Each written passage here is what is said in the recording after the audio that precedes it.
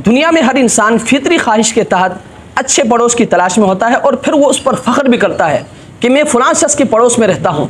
और ये फ़ख्र आर्जी चीज़ है ना, लेकिन कुछ अमाल ऐसा है कि अगर कोई शख्स उन अमाल को अपनाता है तो क़यामत के दिन जन्नत में उसको नबी अलैहिस्सलाम की रफ़ाक़त और नबी अलैहिस्सलाम का पड़ोस नसीब होगा। वो अमाल कौन से हैं? नंबर 1, 3 लड़कियों की परवरिश करना। यानी अगर किसी शख्स की 3 बेटियां हैं, वो उनकी परवरिश करता है, उनको तालीम देता है, उनकी तरबियत करता है, फिर शादी के वक्त उनकी शादियां कराता है, तो अल्लाह के रसूल फरमाते हैं मैं और वो शख्स जन्नत में इस तरह दाखिल होंगे जिस तरह ये 2 उंगलियां हैं। और नंबर 2, सुन्नत रसूल की इत्तिबा, यानी नबी अलैहिस्सलाम की सुन्नतों की इत्तिबा करना, नबी अलैहिस्सलाम के सुन्नतों पर अमल करना, नबी अलैहिस्सलाम के सुन्नतों से मोहब्बत करना। चुनांचे अल्लाह के रसूल फरमाते हैं कि जिस शख्स ने मेरी सुन्नत से मोहब्बत की वो जन्नत में मेरे साथ होगा। और नंबर 3, पैगंबर इनकलाब से मोहब्बत, यानी नबी अलैहिस्सलातु वस्सलाम से मोहब्बत। चुनांचे हदीस में आता है अल मरउ मअ मन अहब्बा, जो शख्स जिससे मोहब्बत करता है ना वो उसी के साथ होगा।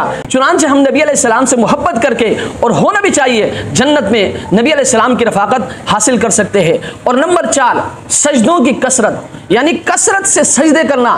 चुनांचे एक सहाबी फरमाते हैं कि मैं नबी अलैहिस्सलाम की खिदमत में रहा करता था, रात के वक्त तहज्जुद में आप अलैहिस्सलातु वस्सलाम के लिए वज़ू का पानी पेश करता था, मिसवाक पेश करता था। चुनांचे आप अलैहिस्सलातु वस्सलाम मेरी इन खिदमात से खुश होकर एक दिन अल्लाह के रसूल ने फरमाया कि मांग, तू क्या मांगता है? मैंने अर्ज़ किया अल्लाह के रसूल, मैं जन्नत में आपकी रफ़ाक़त चाहता हूँ, मैं जन्नत में आपका पड़ोस चाहता हूँ। अल्लाह के रसूल ने फरमाया और कुछ?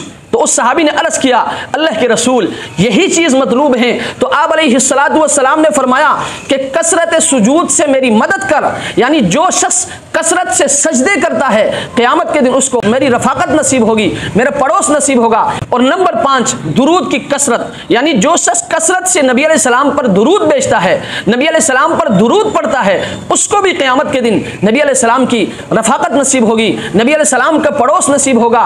और नंबर 6, यतीम की परवरिश करना, यानी जो शख्स यतीम की परवरिश करता है, उसकी तरबियत करता है, उसकी देखभाल करता है, उसको भी क़यामत के दिन नबी अलैहिस्सलाम की रफ़ाक़त नसीब होगी, नबी अलैहिस्सलाम का पड़ोस नसीब होगा। चुनांचे अल्लाह के रसूल फरमाते हैं कि जो शख्स किसी यतीम की परवरिश करता है, उसकी देखभाल करता है, तो मैं और वो जन्नत में इस तरह होंगे जिस तरह शहादत की उंगली और बीच की उंगली पास पास है, मैं और वो भी जन्नत में इसी तरह पास पास होंगे। उसको मेरी रफ़ाक़त नसीब होगी, उसको मेरा पड़ोस नसीब होगा।